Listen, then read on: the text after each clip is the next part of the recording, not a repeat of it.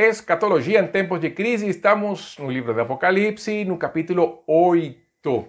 Vamos com as trombetas. O que são as trombetas? As trombetas, então, o mesmo esquema dos selos. 7 trombetas. As 4 primeiras trombetas vão falar de desastres naturais que descem sobre a terra. E assim como os selos, as 4 primeiras serão uma pregação só. As 3 restantes são pragas que atingirão o homem diretamente. Pior do que os selos, porque na Bíblia vão ser chamadas dos 3 ais. E aí veremos uma de cada. As primeiras 4, então, nos lembram as pragas do Êxodo sobre o Egito. As 3 restantes nos lembram do tormento no inferno. As trombetas estão tocando. É o chamado de Deus para a preparação do seu povo para a batalha e para a vitória. Para nós, as trombetas, na verdade, têm um som menos patético. Na verdade, tem um som de vitória. É o som da retribuição, da reivindicação de Deus. É a hora em que nós devemos erguer nossas cabeças e aguardar nossa redenção. Mas, para aqueles que não conhecem Jesus, as trombetas são um som de terror e de espanto. É o que acontecia no Antigo Testamento com as trombetas de Deus. No livro de Números está a construção das trombetas e as coisas que deveriam fazer. Mas um detalhe era que quando entravam nas batalhas, e isso está em Números, o som da trombeta ia mostrar para o povo a vitória de Deus, porque Deus se levantaria em favor do seu povo, e para os inimigos as trombetas seriam um tempo de confusão e de derrota. As 7 trombetas são assim. Então, mesmo que o panorama pareça desolador, se você faz parte do povo de Deus, as trombetas, na verdade, para nós, é uma consolação. Vamos lá. Apocalipse capítulo 8, versos 6 e 7 vai mostrar a primeira trombeta. Então os 7 anjos que tinham as 7 trombetas prepararam-se para tocar. O primeiro anjo tocou a trombeta e houve saraiva e fogo de mistura com sangue e foram atirados à terra. Foi então queimada a terça parte da terra e das árvores e também toda a erva verde. Lembra Êxodo capítulo 9, versos 23 ou 26, com a praga das saraivas, justamente, que era granizo e fogo. E essa praga então destruirá 1/3 da terra, das árvores e da erva. Será uma praga que deixará fome e será um desastre ecológico profundo. 1/3 da terra destruída, 1/3 da vegetação destruída, 1/3 das árvores. Não somente os homens, mas também os animais serão atingidos.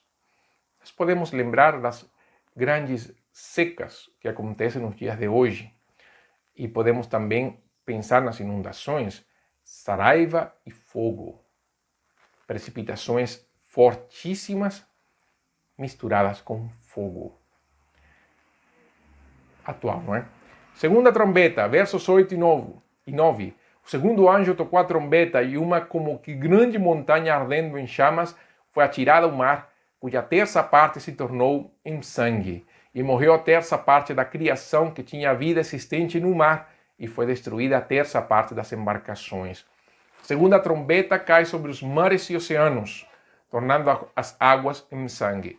É claro, não tem como não lembrar quando as águas do rio Nilo se transformaram em sangue, em Êxodo capítulo 7, versos 20 ou 21. E o que a Bíblia vai mostrar no verso 21 de Êxodo capítulo 7 é que os peixes que estavam no rio morreram, o que trouxe que o rio cheirou mal e os egípcios não podiam beber a água do rio e houve sangue por toda a terra. Então 1/3 dos peixes morreram e 1/3 das embarcações foram destruídas.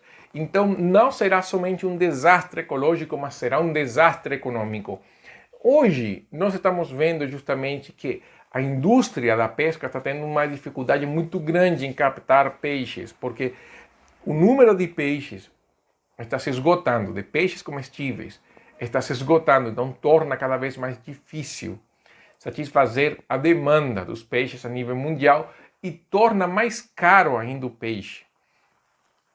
É só ver como está, como está o valor do peixe, não? No mercado. A terceira trombeta, no verso 10 ao 11. O terceiro anjo tocou a trombeta e caiu do céu sobre a terça parte dos rios e sobre as fontes das águas, uma grande estrela ardendo como tocha. O nome da estrela é Absinto. E a terça parte das águas se tornou em absinto. E muitos dos homens morreram por causa dessas águas, porque se tornaram amargas. O absinto é uma planta amarga e peçonhenta que habita em lugares desérticos. Em Lamentações, capítulo 3, verso 15, e Amós, capítulo 5, verso 7, o absinto é símbolo de dor, de amargura e sofrimento.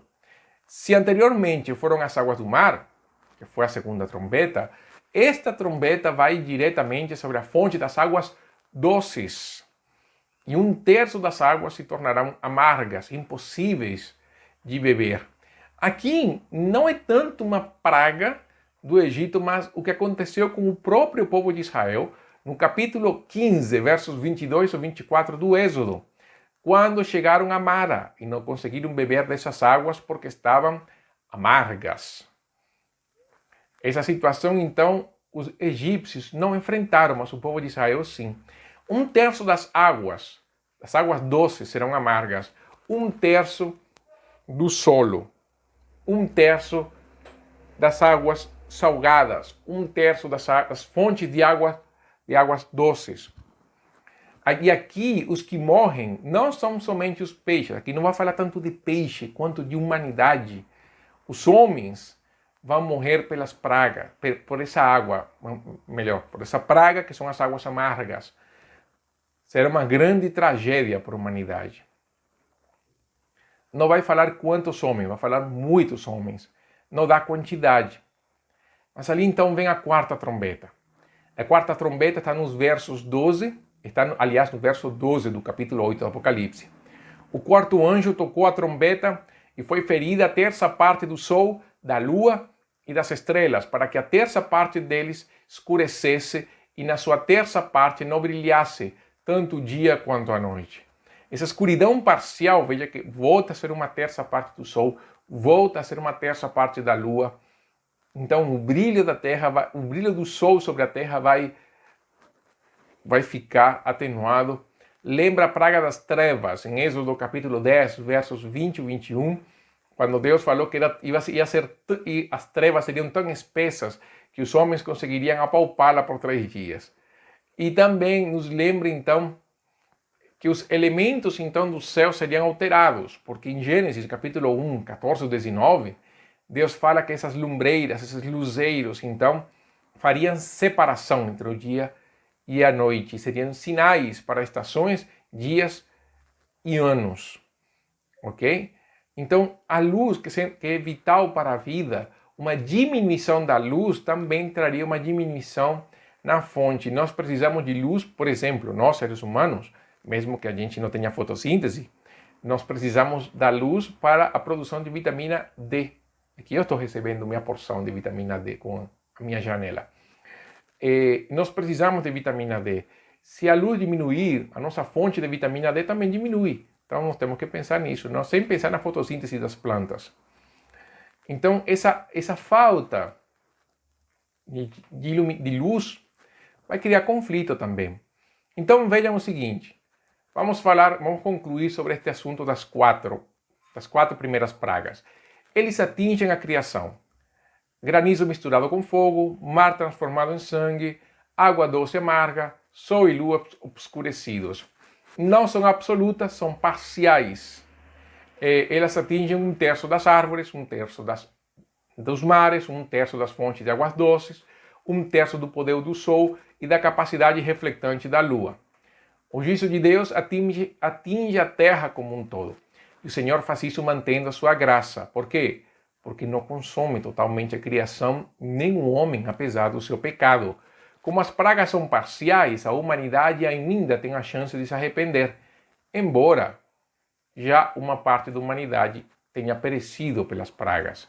Deus é um Deus de misericórdia, mas numa hora a conta fecha para a humanidade. E o Senhor retribuirá o homem de acordo com a sua maldade.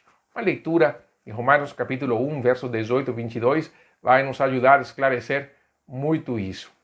Um homem é atingido indiretamente nestas pragas. A humanidade morre com a fome e a sede, mas não é uma questão direta. Então, o homem ainda não é atingido diretamente por estas pragas. Isso nos pode ajudar um pouco, não? Sobre o livro de Jó, o sofrimento de Jó no começo não foi com ele, mas não tem nada a ver. O desejo de Deus é que o homem o conheça e reconheça como Senhor e Salvador. Por quê? Porque Deus não pode ser zombado. E enquanto as pessoas tiverem a chance de se arrepender, a misericórdia do Senhor estará estendida para salvar.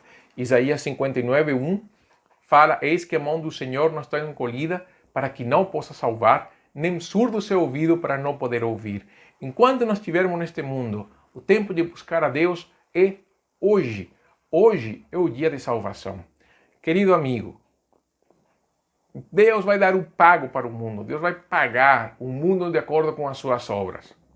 Se nós não formos atingidos pelas pragas, na eternidade nós prestaremos contas a Deus, o justo juiz sobre toda a terra. É melhor ter nossa conta paga. Jesus já pagou esse juízo de Deus por nós. Jesus nos declara inocentes perante Deus por causa da sua morte, porque Ele pagou o sacrifício. Ele, no seu sacrifício na cruz, pagou o preço por nós.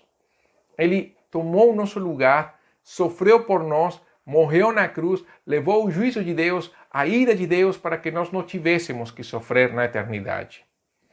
Essa questão é, nós precisamos crer, nos arrepender num dia que é hoje. Hoje é o dia de salvação. Busque o Senhor. Se arrependa do seu pecado. Meu irmão, as pragas vêm. Nós não podemos negar isso. Mas uma coisa é fato. Do nosso lado está o Senhor. Nós vamos ver nas próximas pragas onde nós estamos e como nós estaremos seguros no Senhor. Confie no Senhor. Descanse na graça. O castigo de Deus para o ímpio é igual que as pragas. Pragas não atingiram o povo de Deus. Fique com isso aí. Escatologia em tempo de crise conclui por este lado, esperando uma próxima oportunidade para estarmos aqui reunidos para participar da palavra de Deus. Participe da nossa comunidade, se inscreva no canal e veja as outras playlists que nós temos. Que Deus te abençoe. Isto foi Escatologia em tempos de crise.